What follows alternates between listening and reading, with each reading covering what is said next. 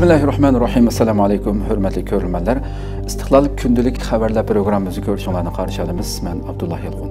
Programmamizda vatanimiz Sharq Turkiston va dunyo kun tartibidagi eng muhim xabarlarni huzuringizga sunamiz. Qanamizda xitinglar ekranimiz bo'lsin. Xitoyning yuqori darajalik amaldori Sharq Turkistonga berib, chegara bexatarligini ta'kidladi. Xitoyning eng yuqori darajalik amaldorlaridan biri bo'lgan Chen Wenchang Sharq Turkistonga yana bir qatim berib, chegara rayonining muqimligi bexatarligini qo'g'dash kerakligini ta'kidladi. Xitoy Kompartiyasi Markaziy komiteti siyosiy byurosining a'zosi, Markaziy komitet siyosiy qonun komitetining sekretari Chen Wenchang 10 oktyabrdan 14 oktyabrgacha Xitoyning Yunnan o'lkasi va Sharq Turkistonda tekshirishga borgan bo'lib, bu jarayonda Shi Jinpingning buyruqlarini to'liq ijro qilish, taraqqiyot bilan xavfsizlikni bir tutash planlash, chegara rayonining muqimligini, chegara bexatarligini qattiq qo'g'dash kerakligini da'vo qilgan. Chen Wenchang Urumchi, Turpan, Qumul qatorliq joylarga berib, soqchixona, qurolli qism qatorliq organlarning atalmış xavfsizlik, muqimlikni qo'g'dash, chegara mudofaasi va tizginlashni kuchaytirish, qonunga xilof jinoyatlarga zarba berish qatorliq jihatlardagi xizmatlarni tekshirgan. U bu jarayonda atalmış jamiyat muqimligini butun kuch bilan qo'g'dash, bu holatida bartaraf qilish, dushman kuchlarining singdirmachilik, buzg'unchilik, bo'lgunchilik harakatlariga qattiq zarba berish kerakligini alohida ta'kidlagan. Chen Wenchang yana Xitoy Sharq Turkistondagi irqiy qirg'inchilik jinoyatida qattiq tashviq qilib kelayotgan atalmış Junxo millati o'rtaq gavdasi qurilishini olg'a siljitish, dinni xitoychilashtirishda ching turish, millatlar ittifoqligi, dillarning royishligi orqali chegara rayonining muqimligini ilgari surish qatorliq terror siyosati iboralarini takrorlagan. Chen Wenchang bu qatimliq ziyoratida nuqtali holda Sharq Turkistonning chegara bexatarligini alohida ta'kidlagan.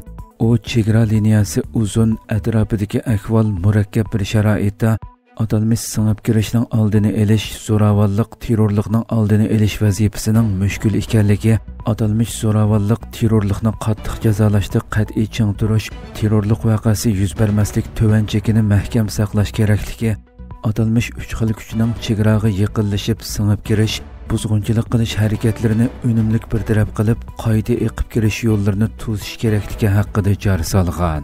Chen Wenchang bundan ilgari Sharq Turkistonga ko'p qatim borgan bo'lib, jumladan bu yil aprel oyida va bultur may oyida Sharq Turkistonni tekshirish uchun berib, atalmış terrorlikqa qarshi turishni kuchaytirishni alohida ta'kidlagan edi.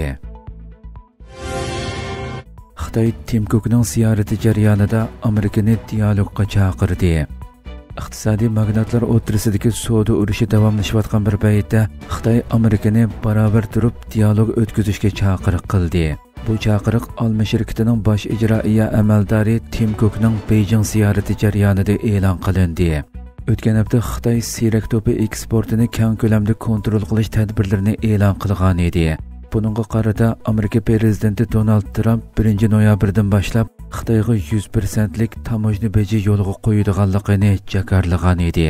Tim Cook Olma shirkatining muhim bozori va ishlab chiqarish markazi bo'lgan Xitoyni doim ziyorat qilib turadigan bo'lib, payshanba kuni Xitoy savdo ministri Wang Wentao bilan ko'rishgan. Rasmiy bayonotga asoslanganda Wang suhbat jarayonida Xitoy bilan Amerikaning barobar dialog va kengashish orqali masalalarni hal qilish chorasi ustida izlanishi kerakligini ta'kidlagan.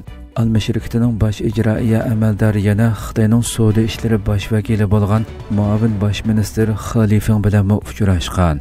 Xinhua agentligining xabariga asoslanganda Tim Cook Xinhua universiteti iqtisod va boshqarish instituti maslahatchilari hay'atida qilgan so'zida Xitoyning dunyodagi har qaysi davlatlar bilan o'zaro manfaat yetkazadigan hamkorlikni chuqurlashtirishga tayyor ekanligini aytgan. Angliya Xitoy shirkatlariga embargo yurgizdi. Angliya Ukrainadagi urush sababidan Rossiyaga bo'lgan besimni kuchaytirish uchun Rossiya va Xitoy shirkatlariga embargo yurgizishga boshladi.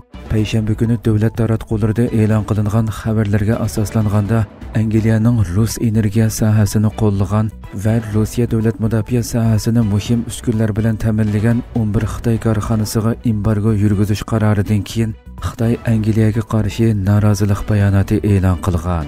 Angliya Moliya vaziri Rachel Reves chorshanba kuni e'lon qilgan bayonotida hukumatning Rossiya neftining yer shari xarakterlik bozorlarga kirishini davomli qo'llayotgan Hindiston va Xitoydagi shirkatlarga qarshi nishonliq tadbir qo'llanganligini bildirdi.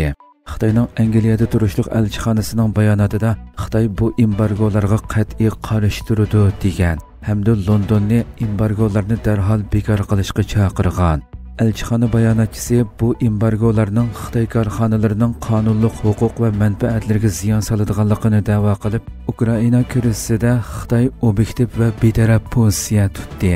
Tinchlik suhbatlarini ilgari surdi hamda qo'sh ishiltishchan mahsulotlarning eksportini qonun ham belgilamalarga mos holda qattiq kontrol qildi deb jar solgan. U yana biz Angliyani xatoligini darhol tuzatish va munosabatli Xitoy korxonalariga qaratilgan embargolarni bekor qilishga chaqiramiz. Xitoyning manfaatlariga ziyon soladigan har qanday harakatga qat'iy javob qaytariladi deb tahdid solgan. Hurmatli ko'rmanlar, shuna qilib bugungi xabarlarimiz mushu yerda oxirlashdi. Inshaalloh atiki programmamizda ko'rishguncha omon bo'lg'aysizlar. Assalomu alaykum va rahmatulloh.